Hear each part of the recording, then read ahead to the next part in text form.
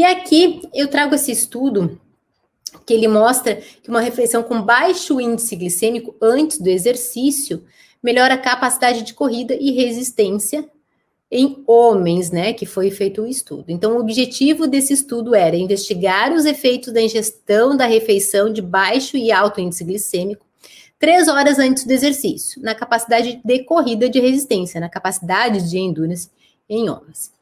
Então, eles tiveram 8 corredores, 8 participantes, né, idade de 29 anos, peso 70 quilos, VO2 de 60,6.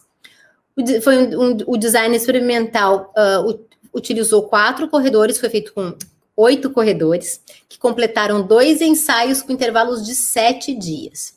Os corredores chegaram ao laboratório em jejum noturno, de 10 a 12 horas. Após completar as medidas de procedimento, essas medidas foram amostra de sangue e ar expirado. Eles consumiram a refeição de teste 3 horas antes de correr até a exaustão de 70% VO2 máximo em esteira. Então, o teste foi feito em esteira. O que foi essa refeição padrão? Foi a refeição de alto índice glicêmico. Eles utilizaram flocos de milho, leite desnatado, pão branco, geleia e bebida de glicose e água. O índice glicêmico ficou de 77. Na refeição de baixo índice glicêmico, eles utilizaram Albranc, Kellogg's, leite desnatado, pêssego, maçã e suco de maçã, com o índice glicêmico que ficou de 37. Cada refeição fornecia 2 gramas por quilo de massa corporal de carboidrato e tinha o mesmo conteúdo de energia, 9,6 quilocalorias por quilo de massa corporal. A composição de macronutrientes, 84, 12 e 4% de gordura. Vamos ver o que eles acharam aqui, então.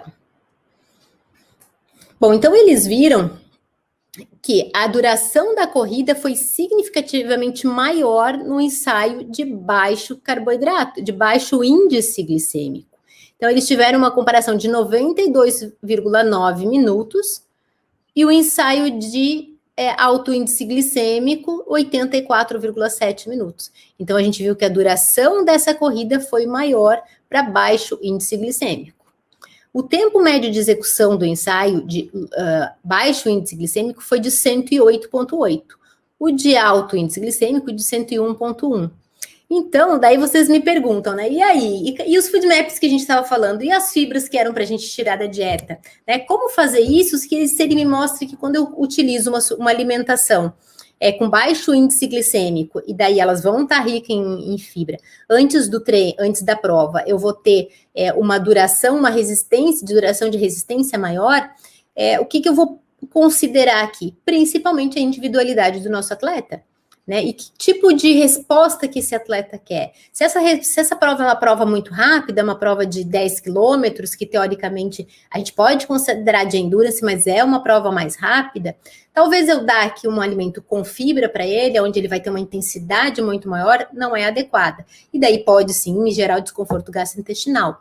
Nesse caso aqui, se ele me fala de uma prova muito longa, talvez a intensidade dele seja menor, ele vai ter menos desconforto gastrointestinal e a gente tendo essa resposta que me mostra aqui esse estudo. Mas isso é importantíssimo a gente avaliar a individualidade do nosso atleta. É ele que vai nos determinar isso. Aqui nesse outro gráfico, ele mostra, né, que a concentração de glicose plasmática do ensaio de alto índice glicêmico foi significativamente maior em 30, 60 e 90 minutos durante o período pós-prandial.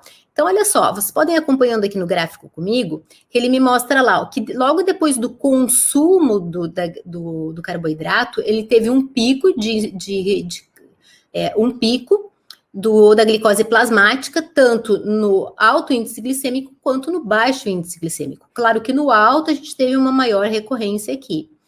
Porém, a queda do índice glicêmico do baixo índice glicêmico é um pouco menor, e quando chega lá em 30 minutos do exercício, o baixo índice glicêmico, o baixo índice glicêmico se manteve um pouco mais alto. Então, a queda no exercício da glicose plasmática acabou ficando mais alta, maior a queda no exercício com alto índice glicêmico. E não houve diferença nos valores entre alto e baixo índice glicêmico durante o exercício após os primeiros 30 minutos de corrida. Então, se a gente observar lá, após os 30 minutos, se estabilizou e ambos tiveram a mesma resposta. Então, após a ingestão das refeições, tanto de baixo quanto de alto índice glicêmico, as concentrações da glicose aumentaram no início, né, aqui nos primeiros 15 minutos, e depois eles se igualaram lá na atividade física mesmo.